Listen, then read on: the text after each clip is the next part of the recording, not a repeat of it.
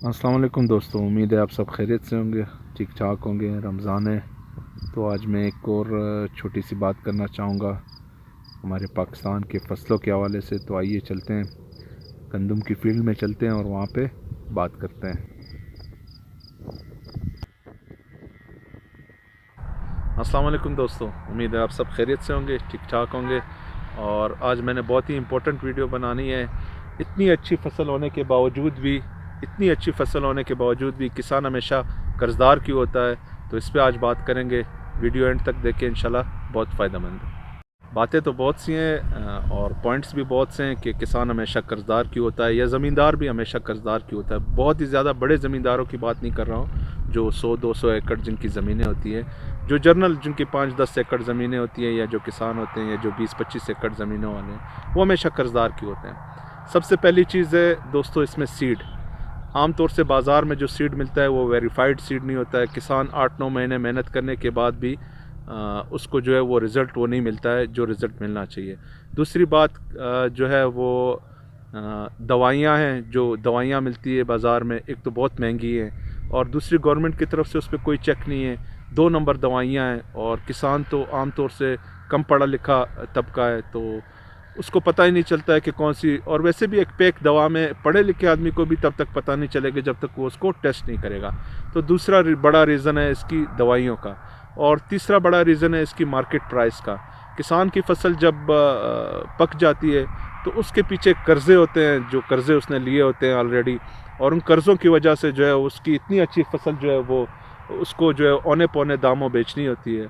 और एक रीज़न इसमें ये है कि किसान जो है वो ज़्यादा से ज़्यादा 2 से 3 एकड़ या 4 एकड़ ज़मीन जो है वो काश कर सकता है, जिसमें उसको बलूचिस्तान में तो बहुत कम उसको जो है रिज़ल्ट मिलता है, लेकिन बहरहाल पंजाब और सिंध में उसको रिज़ल्ट अच्छा मिल जाता है। लेकिन बलूचिस्तान में ये उसको तकरीबन 1 एकड़ पे जो है वो 10 से 15 बोरी गंदम मिल जाती है। तो 10-15 बोरी गंदम में अगर उसके ख़र्चे वगैरह निकाले जाएँ तो 2-3 एकड़ में उसको 80,000 से 1 लाख रुपए भी नहीं बचते हैं, और वो 8-9 महीने के लिए बहुत ही कम रकम है। अगर स्कूल की फ़ीसें देखी जाए, अगर बुनियादी सहूलियात देखी जाए, अगर डॉक्टर की फ़ीस देखी जाए, खुदा न खास्ता कोई, और ईद की खुशी देखी जाए, रमज़ान देखा जाए, और कोई और इस तरह की हालात देखे जाएँ आम इंसान के लिए, तो मेरे ख़्याल में 8-9 हज़ार पे गुजारा करना, या आप गैस कह लें, या लकड़ी जलाना कह लें, या घर का चूल्हा जलाना कह लें, तो हर हवाले से मेरे ख़्याल में बहुत ही कम अमाउंट है।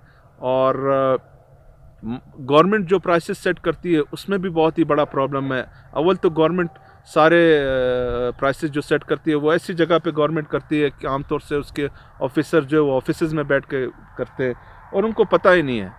कमाई तो, मुनाफा तो 1 रुपया भी मुनाफा है, लेकिन उस 1 रुपया से क्या घर चलता है? गवर्नमेंट जो प्राइस सेट करती है, जो 5 रुपये 10 रुपये प्रॉफिट गवर्नमेंट दे रही है जो प्राइस सेट करके, क्या उस 5-10 रुपये से इस किसान का घर चल रहा है? क्या क्या क्या वो जो इस वीरान इलाके में ना स्कूल है, ना अस्पताल है, ना कोई कॉलेज है, ना और कोई फैसिलिटी है, क्या वो ये सारी चीज़ें पूरे कर पाएगा इस 80-90 हज़ार रुपये से? क्या उसने जो लकड़ी लानी है दूर जाकर, क्या उसने जो अपने बच्चों के लिए दूसरी सहूलियात लानी है, क्या उसने जो किचन का सामान लाना है, क्या वो सारी इन सहूलियात में पूरी हो जाएगी? बाज़ दफ़ा तो उसने 50 रुपये की चीज़ लाने के लिए जो है वो 200 रुपये ख़र्च करने होते हैं। तो और एक चीज़ जो है वो, अगर टमाटर की फसल अच्छी हो जाए एक साल, तो अगले साल जो है मतलब कोई तरीक़ा कार नहीं है, गवर्नमेंट भी कुछ नहीं कर रही है, और लोग भी इस हवाले से बस अगले साल सब टमाटर काश्त कर देंगे। और एक ये भी प्रॉब्लम है जिसकी वजह से उस फसल की जो है कीमत बिल्कुल ख़राब हो जाती है। जिस तरह पिछले साल प्याज की थोड़ी कीमत अच्छी हुई है, तो इस साल इम्कान यही है कि सारे लोग प्याज काश्त करेंगे और प्याज की कीमत बिल्कुल जो है वो ज़ीरो पे आ जाएगी।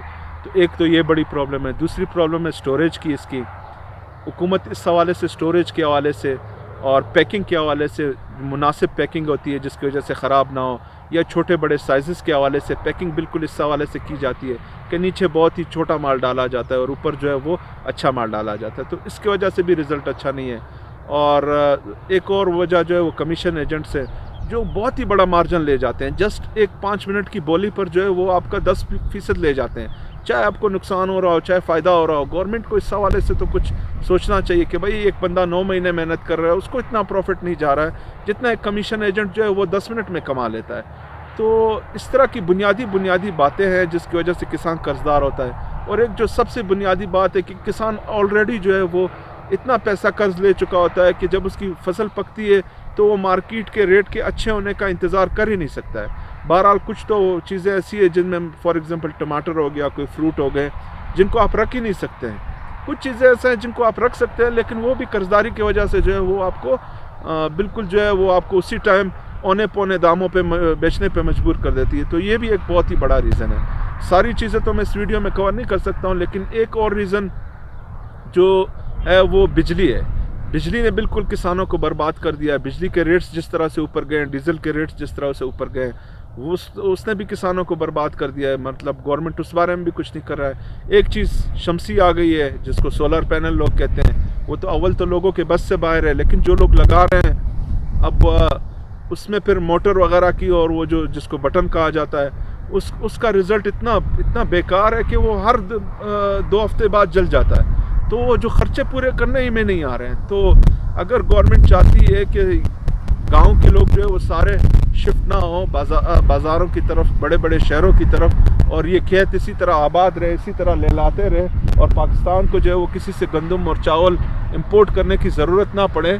और ये मसले जो है ये इंडिया में भी हैं, ये बांग्लादेश में भी हैं, या अफ़गानिस्तान में भी हैं। तो अगर गवर्नमेंट चाहती है कि ये खेत इसी तरह आबाद रहे, इसी तरह लहलाते रहे, और पाकिस्तान जो है वो मकरूज़ ना हो, और पाकिस्तान को किसी से भीख ना मांगनी पड़े, तो गवर्नमेंट को इन बहुत सी बुनियादी बातें हैं अपने ऑफिस से बाहर आकर रिसर्च करे कि भाई एक किसान को कितना बचता है, लोग क्यों काश्तकारी छोड़ रहे हैं, लोग क्यों इस पेशे से बेजार हो रहे हैं। तो मेरे ख्याल में अगर आपको भी कोई बात समझ आती है तो आप मुझे वीडियो में कमेंट कर सकते हैं, और मुझे अपनी दुआओं में याद रखें।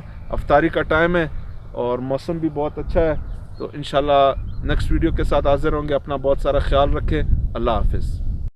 और एक रिक्वेस्ट ये भी है कि अगर आपको 20 रुपये टमाटर मिल रहे हैं तो भाई उसमें से तो 20 रुपये तो करेट का ख़र्चा भी पूरा नहीं कर रहे हैं, उसमें वो 5 रुपये 10 रुपये तो रेडी वाला या दुकानदार ही कमा रहा है। तो आपसे एक रिक्वेस्ट ये है कि भाई इन छोटे किसानों को या छोटे ज़मींदारों को एक 5-10 रुपये प्रॉफिट दे दिया करें। जहाँ पे आप स्कूलों में 10-10 हज़ार रुपये फ़ीस एक बच्चे की देते हैं, या एक डॉक्टर को 50,000 लाख देते हैं, उनसे भी मुझे इख्तिलाफ़ नहीं है, उनके भी अपने मसाइल और ख़र्चे हैं। लेकिन ये है कि एक छोटे किसान को भी आप 5-5 रुपये के लिए नहीं तरसाएं।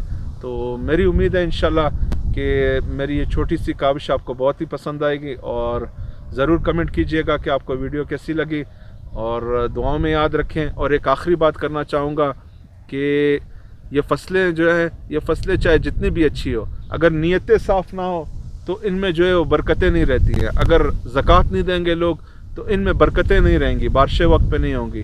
तो कुछ बातें किसानों को भी सोचनी चाहिए, और कुछ जो है आम आवाम को सोचनी चाहिए कि हम किस तरह से मदद करें अपने आवाम की, अपने दोस्तों की, और हमारे लिए इतना अच्छा, इतना साफ़ गल्ला उगाने वालों के लिए।